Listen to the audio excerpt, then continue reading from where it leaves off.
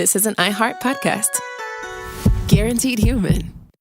With no fees or minimums on checking accounts, it's no wonder that Capital One Bank Guy is so passionate about banking with Capital One. If he were here, he wouldn't just tell you about no fees or minimums. He'd also tell you about how Capital One cafes are open 7 days a week to assist with your banking needs. Yep, even on weekends. It's pretty much all he talks about, in a good way. What's in your wallet? Terms apply. See CapitalOne.com/bankguy. Capital One N.A., member FDIC. Work can be a little weird. Cringy training seminars, coworkers who won't stop talking about their plant, forgetting the mute button at an inopportune moment. We have to deal with a lot on any given workday. Sometimes it can feel hard to thrive and move forward in your career. Well, that's where LinkedIn comes in. LinkedIn helps you get ideas and insights from experts in your field, connect with people professionally, grow your network, and access tools designed to help you find the right fit for your next role. Whether you're just getting started, figuring out your next move, or looking to accelerate your career, LinkedIn is built to support you at every stage, because LinkedIn is the network that works for you. Visit linkedin.com/knowstuff to learn more. Welcome to Stuff You Should Know, a production of iHeartRadio.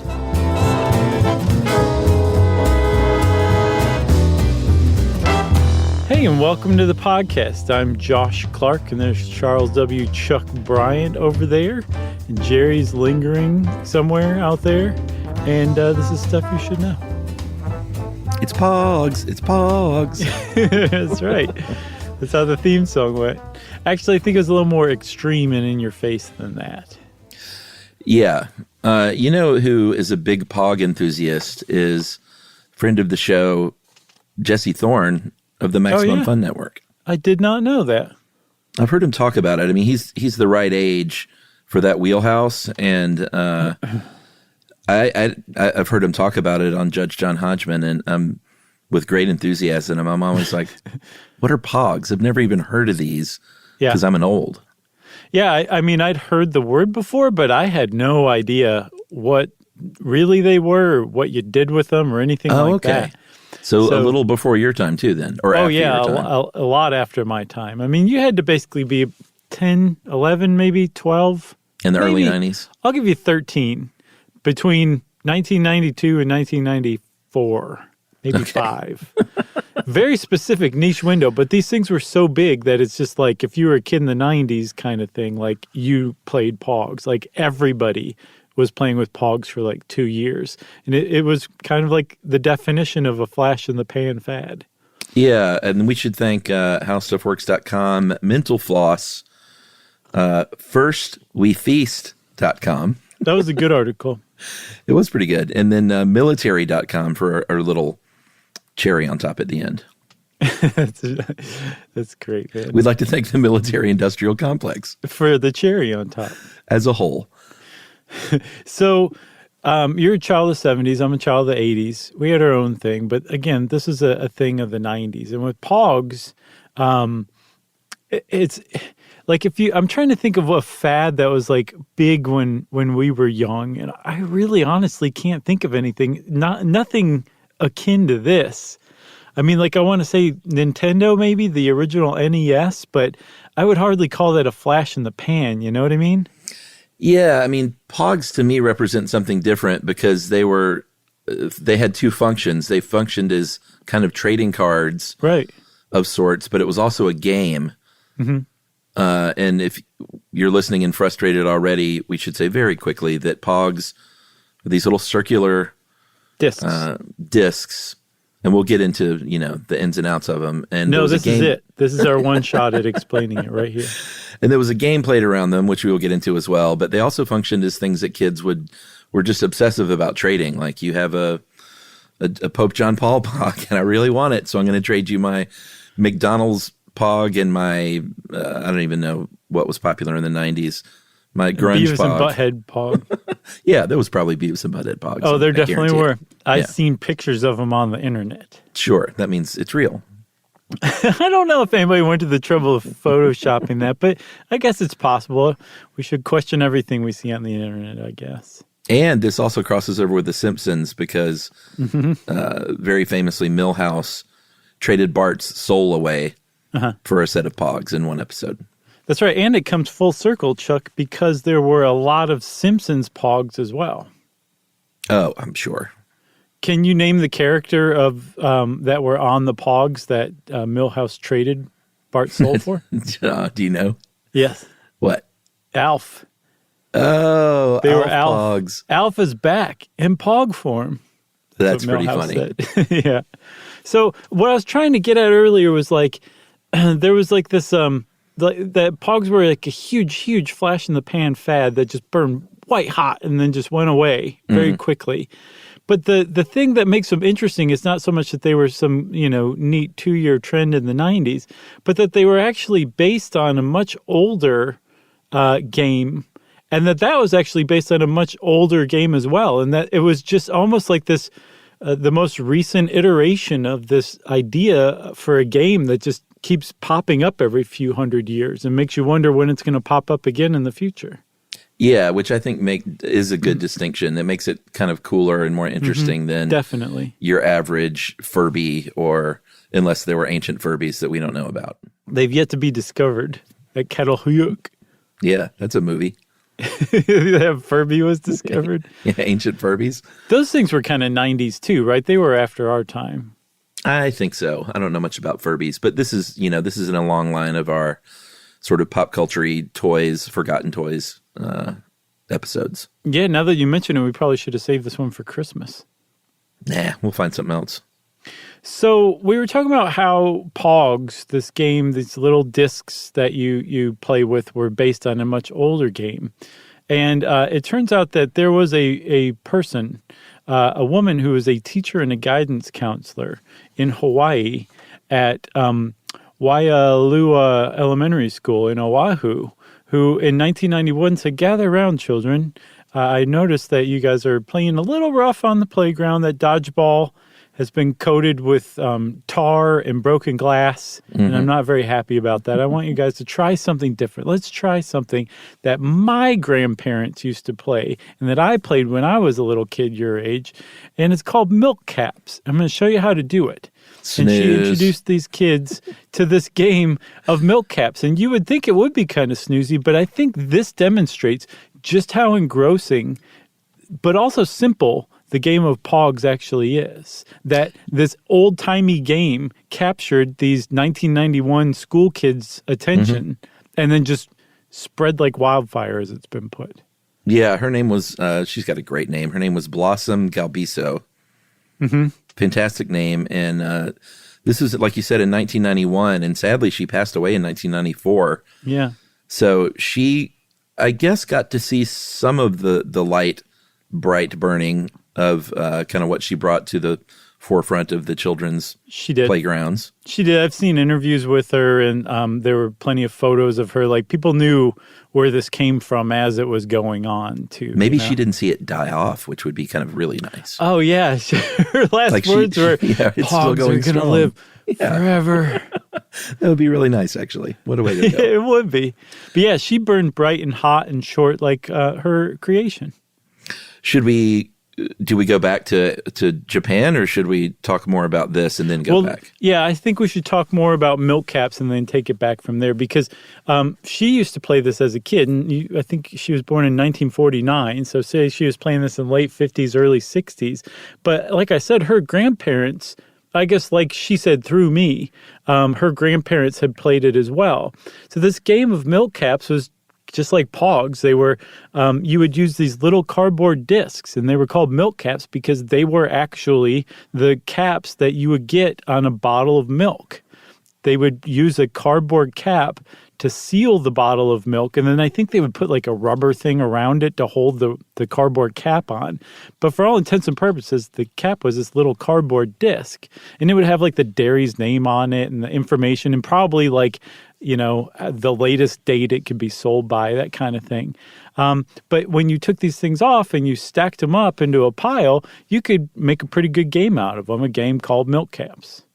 Right. And we'll get to the exact gameplay in a second, but they were playing with milk caps mainly there on Maui in Oahu, from these milk caps from Maui, the Haleakala Dairy, who, they were sending this milk all over the place. They were actually packaged by or getting packaging from a Canadian company that were actually manufacturing these caps. And they were making the milk. It was just fine. I'm sure they did a great business. They did. But then they decided to make a new drink called Passion Orange Guava or Passion Fruit Orange Guava, POG. And it was like it sounds, it's a little mixed juice drink. It sounds amazing. It does, doesn't it? Yeah, I can't wait to try it one day. I bet it's good. So those little caps, that's where they got the name. It was Passion Fruit Orange Guava, so they became known as POG caps. And even though, as the years trickled on, the very few years that it burned white hot, there were many other caps. It was sort of like the Kleenex, like everyone called them POGs, regardless of where they came from. Right. I'm sure there's plenty of people who played with POGs as kids and had no idea that it was an acronym for passion, fruit, orange, and guava, I bet most kids didn't know that. But because it was that dairy, what is it? I practiced saying it a bunch of times because we just screwed up so badly on our Hawaiian Overthrow episode. I would say Haleakala.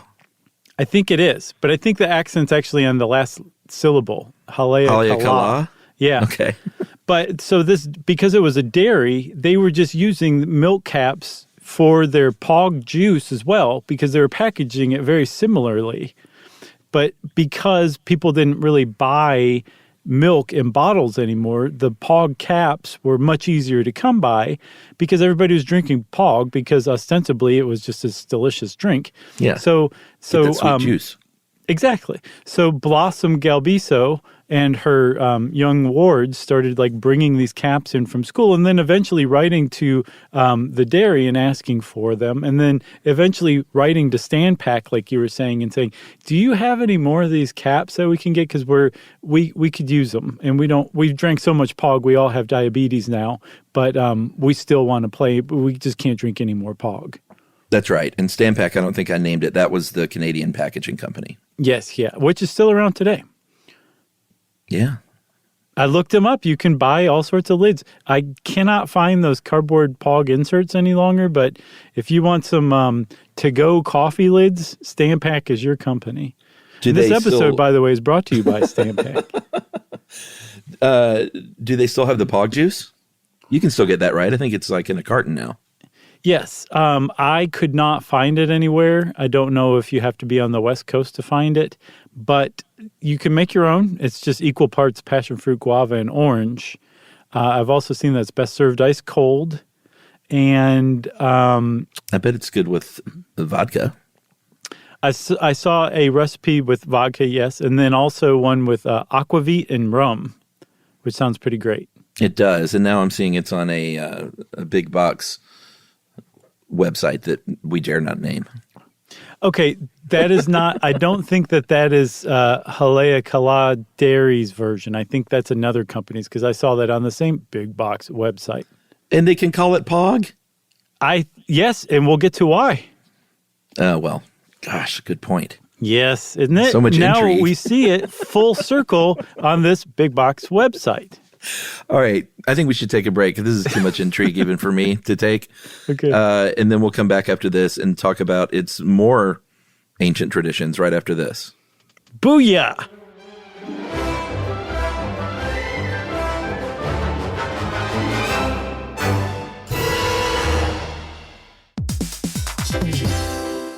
Hey everybody, here's a fact for you. In the United States, there is a break-in every 26 seconds, and that means that somewhere right now, an intruder is getting closer. And the problem with most security systems is that they only alert you after the break-in has started, and that's too late. Well, that's what makes SimpliSafe different. They use alerts. SimpliSafe's U.S.-based live agents, they identify threats on your property and help deter them before they actually break in. So the intruder never gets into your house. The crime is stopped before it even starts. That's right. And another great thing about SimpliSafe is they have no long-term contracts. They give you peace of mind and great value with their monitoring deterrence plans because they just start at about $1 a day. Yeah, Simply Safe sent us a setup years back, and I still use mine every day. Yeah, and apparently setup, you can do it by yourself in under 30 minutes, so it's a really good value and it doesn't take long. So if you want to experience the Simply Safe peace of mind, you can take advantage of the Simply Safe discount offered to Stuff You Should Know listeners. Right now, you can get 50% off your new system by visiting simplysafe.com/stuff. That's half off at simplysafe.com/stuff. There's no safe like Simply Safe.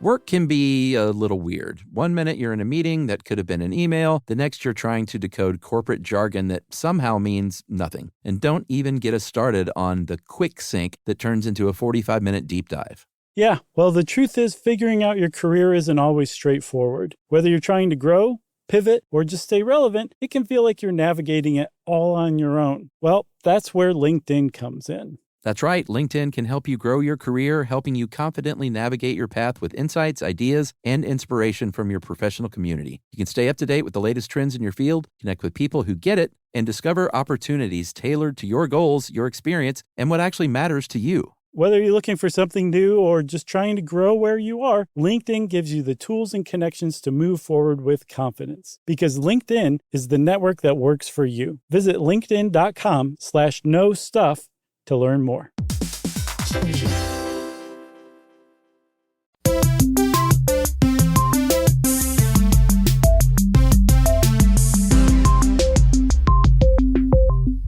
All right.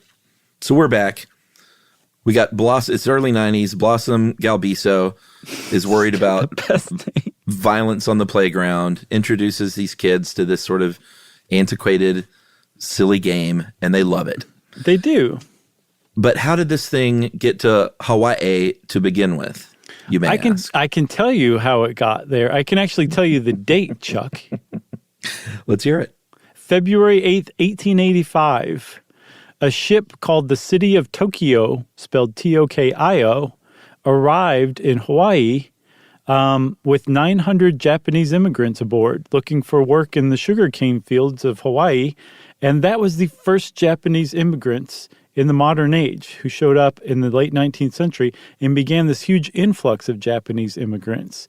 And you might say, well, what the heck does that have to do with milk caps? And I would say, calm down, settle down. We can tell you that too. And then I'd wait a little while until I had gotten to the point where I feel like you have calmed down. And then I would proceed with, it's actually milk caps is based on a Japanese game that these 900 Japanese immigrants presumably brought with them because it was that popular in Japan. That's right. It was called Menko, Menko, and it was a card game in Japan that came about in the Kamakura period from about 1185 to 1333 BCE. That's old.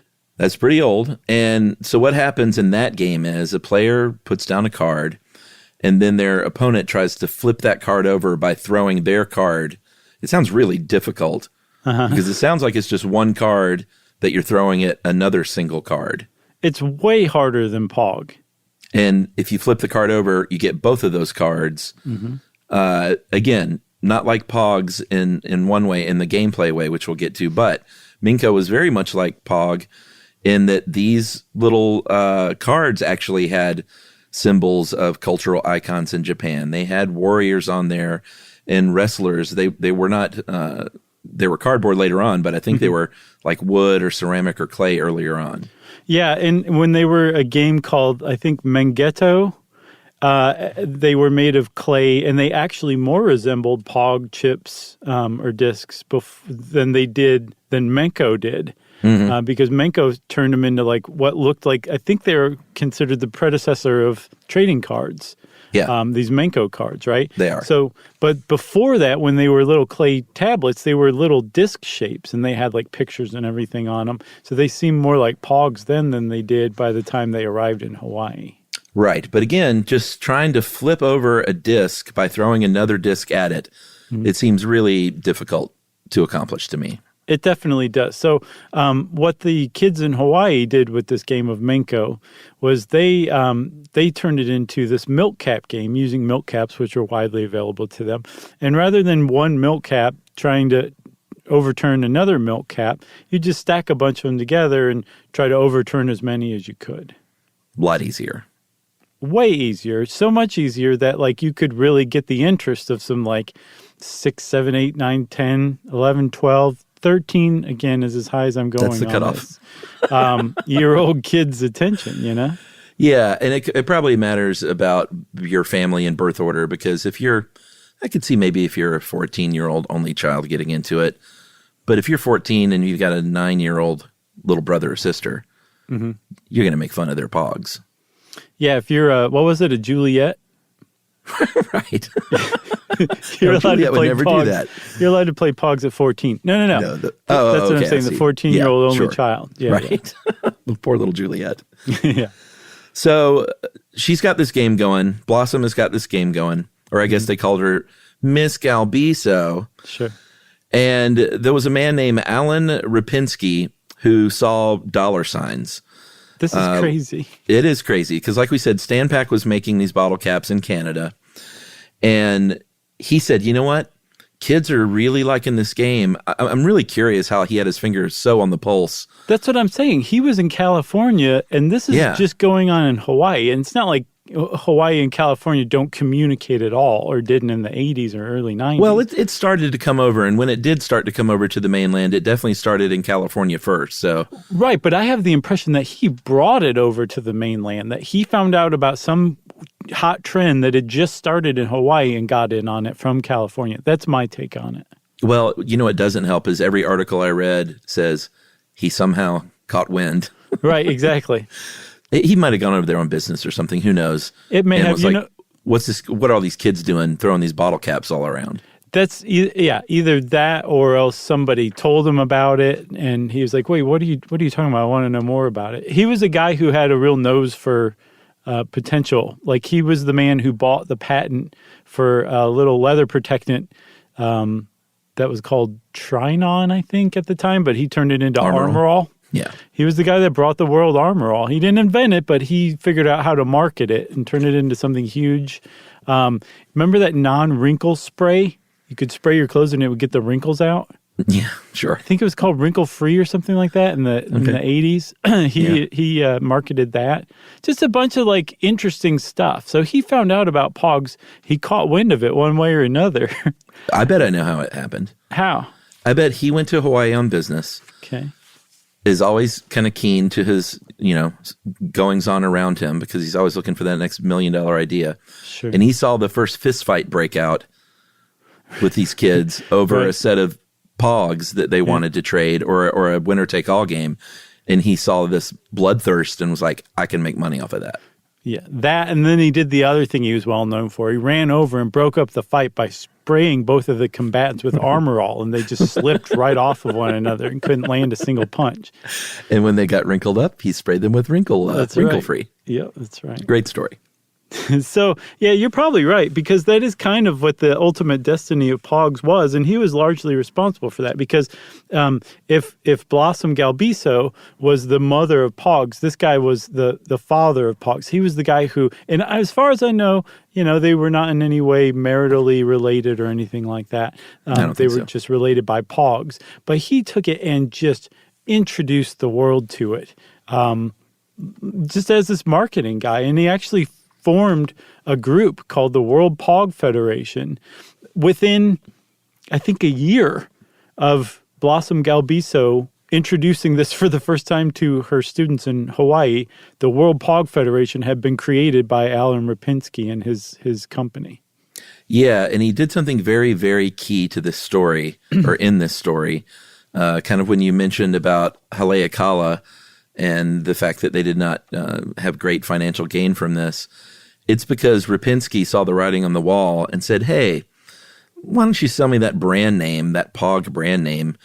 Because, who cares? You don't care, right? You're just pumping out this juice. You can still pump out that juice. Yeah. And they said, sure. And they sold him the POG brand name. And that was it. They were sort of cut out of, I guess for a little while, people were maybe buying their stuff a little more than usual to get these POG caps. Uh-huh. But they weren't getting juice, no pun intended, from from the rights to sell these things. They were, as a matter of fact, from what I can tell. I think I saw in like a LA Times article or something from the 90s that they got 15% cut of rev. So he did cut him in. Yes. Oh, okay. I didn't know that. So it wasn't like entirely like, this LA businessman fleeced some Hawaiian dairy farmers entirely. Like they were cut in. But I think the big thing is like that as far as the dairy was concerned, they had no real role in this other than accepting, some money. And big fat checks for a few years, I guess. Sure. Yeah, sure. And that's a bit of ultimately a misstep on their part. But Rapinski, he's very much credited with, introducing this to the world, but he's also credited with making this thing burn so hot that it was just inevitable that it was going to last a very, very short time. And a lot of people kind of say, that was a screw up. He shouldn't have done it like that. But I also have the impression that he knew that this thing, no matter what he did, it's not like POGs were always going to be around, that they were the new baseball cards or anything. So I think he came along and was like, we need to get as much money as we possibly can out of this because it's not going to last for very long. And he proceeded to do that. Yeah, so he created Pogman, the mascot. Like you said, they started having these tournaments. Everybody, I was not kidding about Pope John Paul. I think they bought like 50,000, the Catholic Church POGs, when the Pope came to New Jersey in 1995 to give them out. Bill Clinton was on one. They had altruistic campaigns. They had the Dare Not to Do Drugs campaign started making POGs. And, of course, the major chain restaurants got involved, and Del Taco and Taco Bell and McDonald's. Disneyland, everybody, anything that you could put on a POG. Because, these kids are holding these things and trading these things. It was like liquid gold to an advertiser because they were everywhere. And kids were fighting, like literally fighting over them. So anyone and everyone tried to get an image on a POG cap, even if it wasn't the official, like, licensed one. Yeah, like if you released a movie during the POG era, you probably made POGs for it, especially if there was Alf, yeah. There's a set of Pulp Fiction ones that are pretty cool. Really? Yes, there are. I would think that would be just on a bubble. I would think so too, but nope, it was I've seen it with my own eyes. Well, on the internet. 1994. So I guess somebody could have photoshopped them. But Jurassic Park had a set of hologram ones that were pretty cool. Yeah, those were cool. I think somebody tried to sell them for $1 million on eBay, and I don't believe they actually got $1 million for them. People I'll give you 100. I think that's probably about how it went. Because, people want POGs to be worth a lot more than they are, and they're just not. It's just too recent, and there's too many of them. One I saw that seemed legitimately like about $100 was a Stussy one, which was super cool. It's like silver, shiny, kind of hologram company? Yeah. Yeah. And then it's got like the reggae colors on it and everything. It's a pretty cool POG, to tell you the truth. Yeah, I don't even know if I would have been in the wheelhouse. Like, I think a lot of this depends on, and we'll get to this in a second, like you're playing it at school some, but then the schools try and shut it down because it's very disruptive. So then you have to live in one of those great neighborhoods where there's thousands of houses and kids are just all over the place. And, as I've said before, I grew up in the woods on 2 acres of land with nary another child in sight, except for my brother. So I think it kind of depended on that kind of after school trading in the cul-de-sac thing that I never got a piece of. No. You had to play POGs with Dirt Friend, the pile of dirt you named your friend. I did have dirt friends. It's not funny. So I wasn't trying to be funny. Okay. There is nothing funny about that, Chuck. No. Mighty Morphin Power Rangers were another big one. Oh, of course. I'm sure those, that was a big deal at the time. Very huge. And then if you wanted to brand to kids, this was a great opportunity to do it. Now, legitimately, you had to go through the World POG Federation because all these things were supposedly POGs. And if you wanted to print your own POG, it didn't matter who you were. You had to go license the ability to do this from Alan Rapinski and the World POG Federation. The problem is, if you own the license, the trademark to a little cardboard disc that anybody could make if they wanted to. That's like the technology is really easy and low hanging to make these kind of things. That, yes, it's going to be like a large business like Taco Bell, who's just not going to be bothered with a major lawsuit that will cost them more than it would to license the rights to make POGs and give them out as like, some promotional tool. But anybody who's even remotely interested in the knockoff market just dove in head first into POGs, and the market became saturated really fast, not just with Rapinski's officially licensed POGs. There were plenty of those, but also just knockoffs galore. Yeah, there's a couple of staggering statistics here. It says here in California alone, at one point, POGs were selling $10 million a week in one state. And then, and of course, Jesse Thorne's from California, so it may have been, I know they were nationwide and then worldwide, but I get the feeling that California was a real POG hotspot. That's my impression as well. But in 1994, well, I guess there it is, 1994, Pulp Fiction year, 350 million POGs sold. So it was still going strong in 94. Yeah. So kids were trading GIMP, GIMP POGs. That's exactly right. Or ones that say like, I'm about to get medieval on it. Yeah. So we can conclude then, Chuck, since they were still going strong in 1994, Blossom Galbiso died in 1994, so she did not have to see the end of the POG trend. She went out on top. Look at that detective work. Isn't that great? And they buried her with a POG of the back of Ving Rhames' head. That's right, with a Band-Aid on it. You want to take another break? Sure. Quickly, though, want to plug, since we're talking Pulp Fiction, I had Jack O'Brien of the Daily Zeitgeist on, and we talked Pulp Fiction, and it's out in the world, and it was a great discussion. So that's awesome. Man. If you like Pulp Fiction and movie conversations, check it out. And Jack O'Brien, too. Jack's the best. We'll be right back.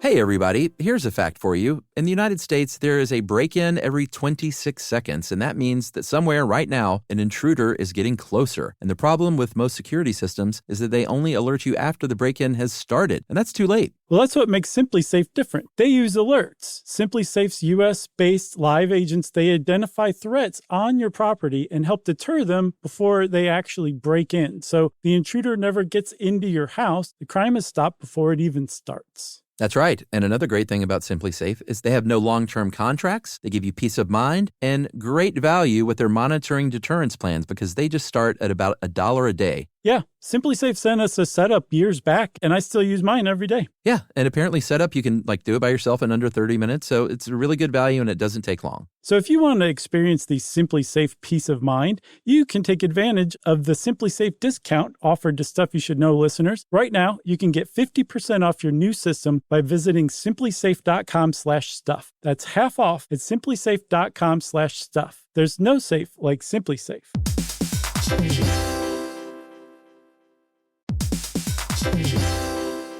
Work can be a little weird. One minute you're in a meeting that could have been an email. The next you're trying to decode corporate jargon that somehow means nothing. And don't even get us started on the quick sync that turns into a 45-minute deep dive. Yeah, well, the truth is figuring out your career isn't always straightforward. Whether you're trying to grow, pivot, or just stay relevant, it can feel like you're navigating it all on your own. Well, that's where LinkedIn comes in. That's right. LinkedIn can help you grow your career, helping you confidently navigate your path with insights, ideas, and inspiration from your professional community. You can stay up to date with the latest trends in your field, connect with people who get it, and discover opportunities tailored to your goals, your experience, and what actually matters to you. Whether you're looking for something new or just trying to grow where you are, LinkedIn gives you the tools and connections to move forward with confidence. Because LinkedIn is the network that works for you. Visit linkedin.com/knowstuff to learn more.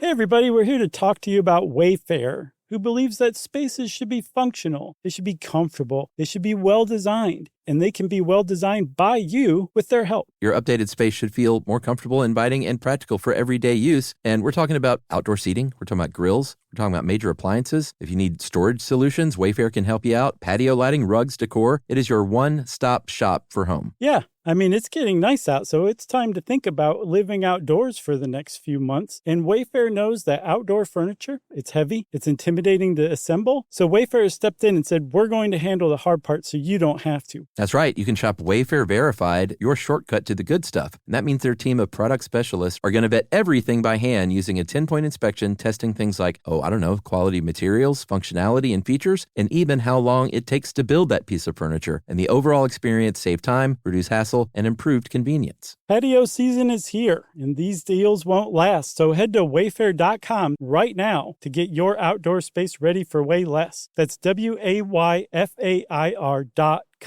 Wayfair, every style, every home.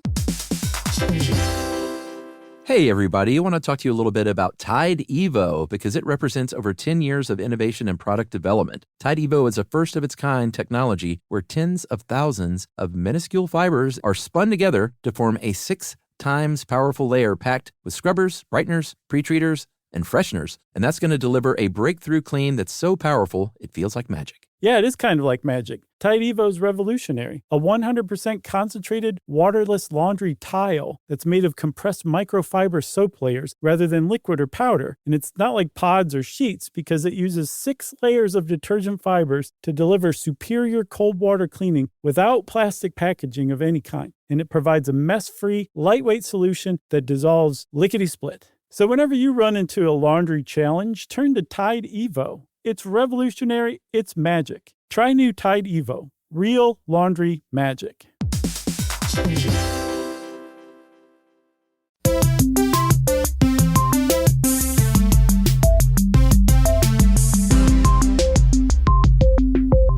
Okay, so we're back. POGs have burned bright. They've started to kind of fizzle, though, right?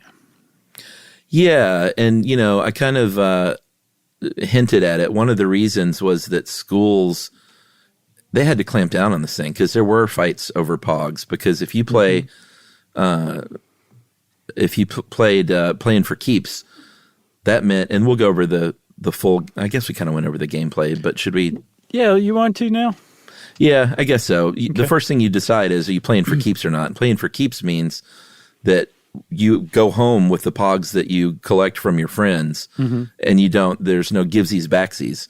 No. And those are serious games if you're 10 years old, What's funny is you just used 2 terms used for marbles, which bears a striking resemblance to POGs as well, or at least the way you play marbles and some of the rules involved. Yeah, because you collect these things as a kid, and you really, if you have to give up that GIMP POG, you're really upset that you've lost that thing. So fights would break out, and schools start to have to clamp down and literally banned it in quite a few countries at one point.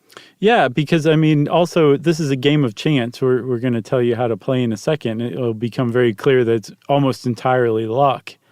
And so it's gambling. There's, if you're playing for chips and these things or you're playing for POGs, and these things are coveted, little kids don't necessarily deal with loss like that, especially sudden, unexpected loss that they hadn't really anticipated the consequences of.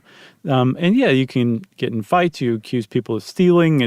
POGs became problematic very quickly. But this was also during the same era where Bart Simpson, touting that he was an underachiever, got T-shirts of Bart Simpson banned in schools. Yeah. So schools were seemingly a little stricter back then in the early 90s than they are today. Although I can't say than they are today. It just seems strict now in retrospect. Yeah, I think that's right. And I'm going to stop the people from emailing you right now. Okay. I'm going to do you a favor, my friend. Thank you. Because you said that it's basically luck, and I guarantee you there are some 30-something to early 40-something POG enthusiasts that are really mad at you right now. That had their POG technique down that they claim was like superior to their friends and that there was skill involved. Well, I so stop the appreciate emails. You saving me a bunch of time replying to all those emails saying you are wrong. You think it's luck? Yeah, it is luck. So let's talk about how to play this, right? So when you play POG, you need basically a flat surface and a bunch of POGs. Mm-hmm. You need at least one other person. And from what I was reading on the internet, it seemed that was usually how many people were in a POG match. There's 2. One-on-one. All right. Each person puts up the same number of POGs, and apparently the ideal stack of POGs is 12. So each person's ponying up 6 POGs. Whether they're the most coveted or not, I don't know. That's only if you want to follow the unofficial POG and Cat Player's Handbook written by Jason Page. Exactly. Who probably knows what he's talking about, at least more than I do. So I'm going with his number. So you form a stack of POGs, and you get your hands on what's called a slammer. They're all face up, though. You got to say that part. Oh, thanks, man. So yeah, if you look at a POG, on one side is basically what you like is the design. On the other side, it's either blank or there's minimal design on it. It's very clear that there's one side that's like the face. Mm-hmm. And you said they're face up or down? You put them face up. So you've got your stack with Bill Clinton on top and the other stack with the GIMP on top. Okay. Going head to head, and that is how you start the game. Oh, is it? Okay, so my understanding was that they were all in one stack. Oh, no. Yeah. Sorry. Jeez. Okay. People are so mad at me right now. So then... you put them up against each other, then you stack them on all on one. Yeah, okay. So you've got a stack of 12 POGs. We should probably edit and redo this whole thing. No, I think this is good. And then you take a slammer. And a slammer is basically a POG-shaped object that's almost like a mini hockey puck. It's made of heavier material than like cardboard. So it's like glass, like a heavy glass kind of thing, or rubber or metal or something like that. I wonder if there are restrictions on that. No, this is a free-for-all, man. POG was a free-for-all, which is why the parents just didn't get it. You know, why they couldn't stand it. You could bring in like an iron slammer? I think so. I saw somewhere that it was frowned upon among players because the metal would often dent at least the top POG. And if that was your POG, you might be like, man, that was why'd you dent my POG? But other than that, I don't think that there were restrictions on it, although, I'm sure informally there were. Like my GIMP's got a dented zipper. Exactly. But you would take the slammer and you would toss it down. Now, here's the part where you were referring to earlier that people were going to email in about. Because it does take some technique to slam this thing down. Because if you miss, or if you actually don't move the stack at all, that's your turn. The other person gets their turn next. So it does take some technique to hit the stack in the first place, but then also to scatter them in a certain way, right? And it's the scattering that's the most important part of playing POG. Yeah, and you know what? I know we're going to get emails. I guarantee you this is a game that had regional variations. Mm-hmm. It's just got to be. It's one of those kids' games where one playground might play it slightly different than another playground as far as the rules go. Sure, absolutely. And I'm going to stand by that because I know we're going to get people that are going to contradict one another and say that their version was like how they played it was the right way. But right. Until I read that book by Jason Page, which I'm never going to do. Oh, I don't know. Maybe somebody will mail it to you. So yeah, you slam this thing down, and this stack of POGs, if you hit it right, is going to kind of scatter everywhere, like you said, and then some of them will have flipped over with the face side down. Some will remain face side up, and that is sort of the key to the whole game. Yes. So the ones that have landed face side up, you get to keep if it was your turn. Now, those might be your buddies' POGs. They might be your POGs.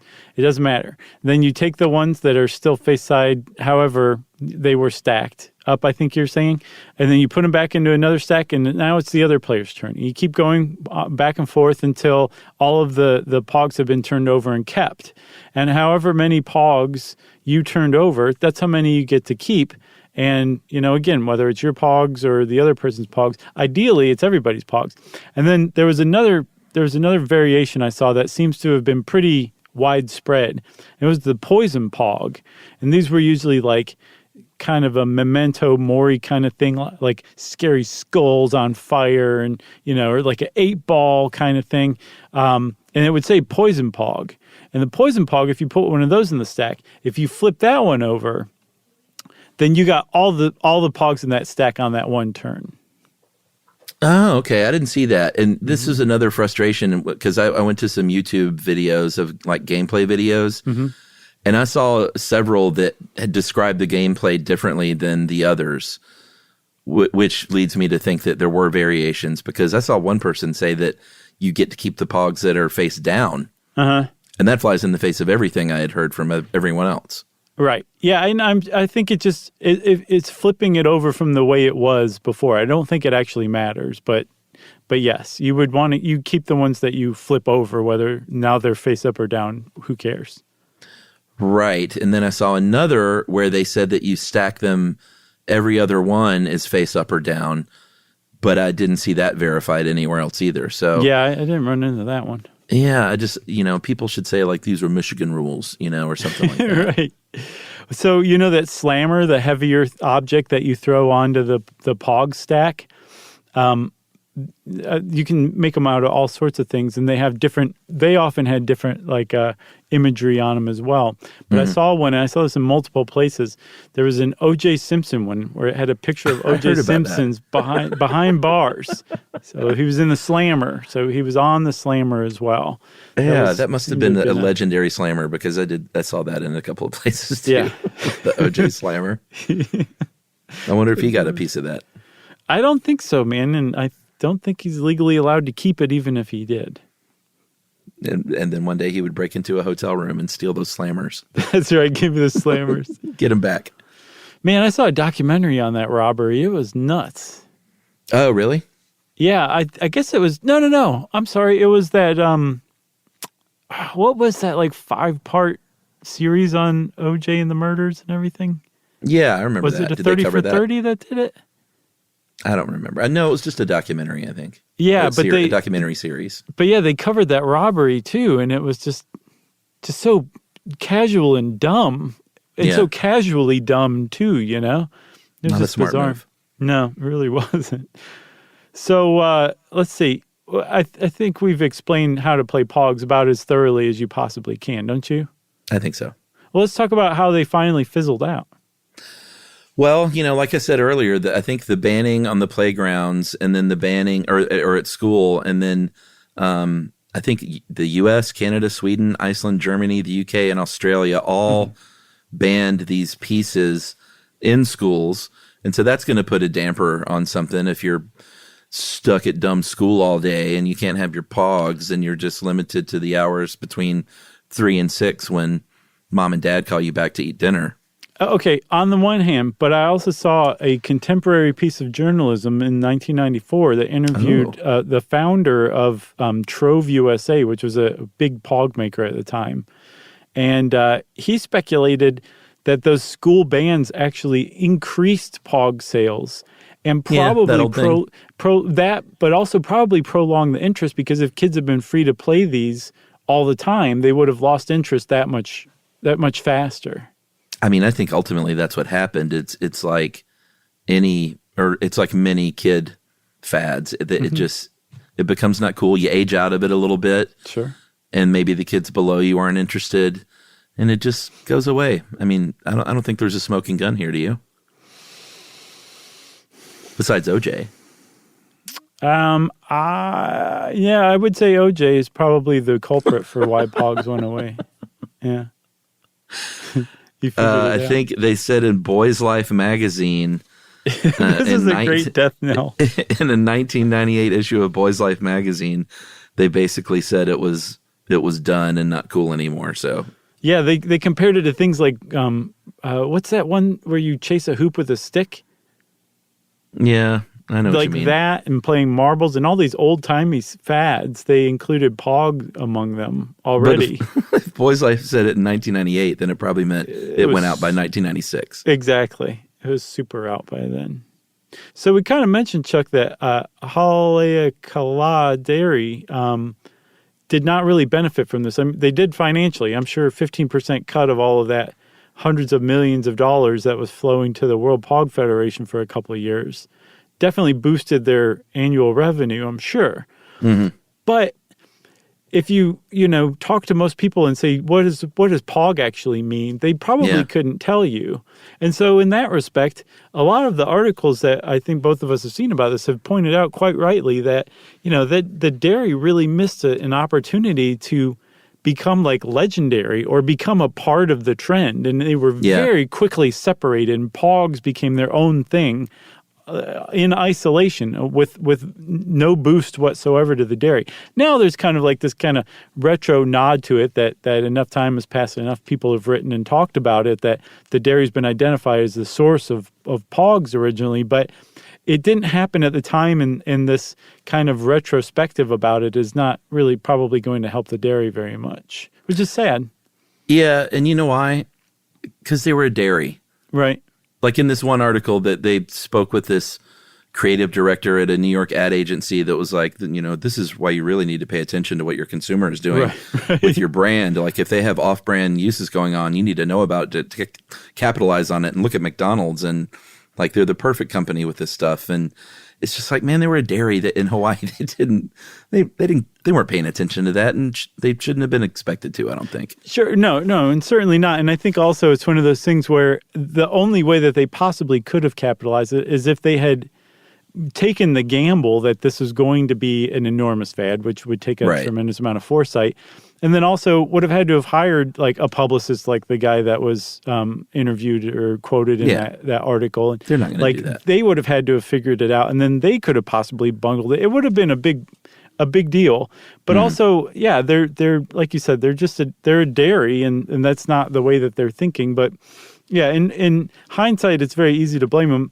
But regardless, I mean, it is a little sad that they got kind of left behind, but I don't think that they were any like worse for the wear from not having been on the POG crest along with the little caps, the little milk caps.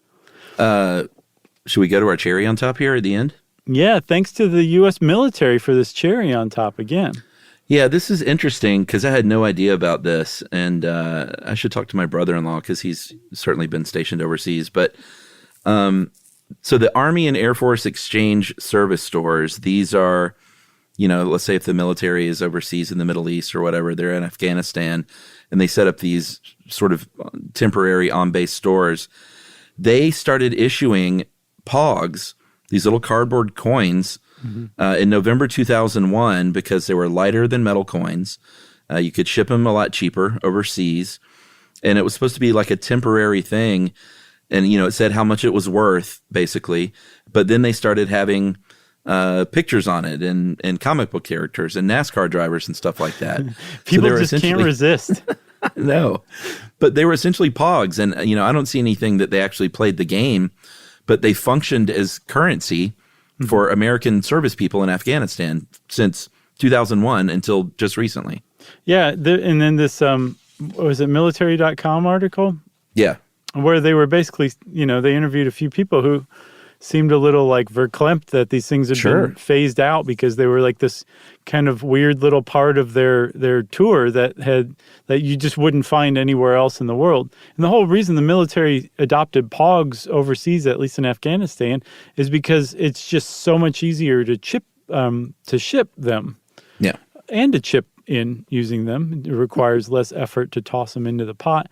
But the I think $100 in quarters I saw weighs almost 6 pounds, and $100 in these little POGs weighs a fraction of that. So just in shipping costs alone, it made sense. But apparently these POG coins worm their ways into the hearts of the U.S. soldiers in Afghanistan. I love it. Yep. Well, so long POGs. And so long to the military reincarnation of POGs. There are no POGs anywhere now in the world at all.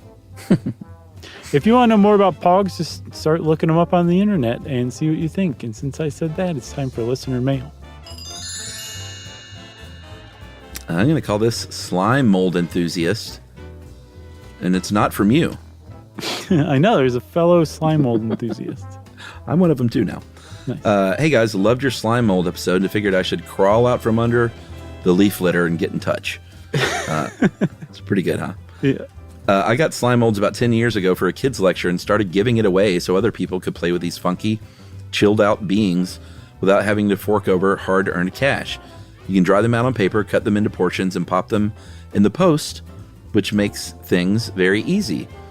Things kind of snowballed quickly. I've now posted it to, this means mailed, for our American listeners. Very nice. I've now posted it to around 25 countries, ran stands at the UK's biggest science fair, giving out thousands of cultures, and I've got 3,000 about to go to Milan for an art exhibition. I am even selectively breeding them. That's very awesome. He calls them his pets. He said they're much better traveled than I am. He said they're fantastic things for children and adults to play with, giving it a selection of different foods, seeing what it'll go for as a firm favorite with school classes of all ages. Would you like some, guys? Yes, please. They're easy to keep. Same deal as everyone else. It's free. And there's a website here. I don't know if this is just for us or if it's for everyone. Well, let's say it, and then we can edit it out if he's like, no, please don't release that. Okay. You're either going to hear a long beep. Okay. Or you're going to hear this. Chuck. That's censorship. www.tinyurl.com/slime manifesto. Nice. And this has instructions in the backstory. I bet that's for everyone. The only thing you got wrong, Chuck, is that it's www period. Oh, yeah, that's right. And we get mad at pet ants. Are you taking a passive-aggressive shot at me right now? No, it's fully aggressive. Okay, good. Thanks to everyone on your team for your brilliant episodes. My job as a microscopist means I'm usually alone in the dark. Your podcast goes a long way to keeping me sane-ish. Mm-hmm. Cheers. That is from Ian Hans Portman. And then he adds this little postscript. I've accidentally tasted Physarum several times. It's easy to do when a half square meter of it is hungry and gets loose in your bag. It tastes like a compost heap smells, but with the added bonus of being incredibly bitter. Wow. This is a great email, Ian. Thank you for this. Yeah, Ian, this is one of the tops of all time, frankly. It has it all. It has something that we're already interested in. Uh-huh. It has an offer to give us something we're already interested in for free. It's British, and it includes accidentally tasting a live organism. Yeah, that could, creepily take over your household. Yeah, or your body now that you've eaten it. That's right. Well, good luck to Ian surviving the slime mold tasting encounter. I hope that you live long enough to send us some free slime mold, because I will definitely take you up on that for sure. For sure. Thanks again, Ian. And if you want to be like Ian and be super cool, you can send us an email too. Send it off to stuffpodcast@iheartradio.com. Stuff You Should Know is a production of iHeartRadio. For more podcasts from iHeartRadio, visit the iHeartRadio app, Apple Podcasts, or wherever you listen to your favorite shows.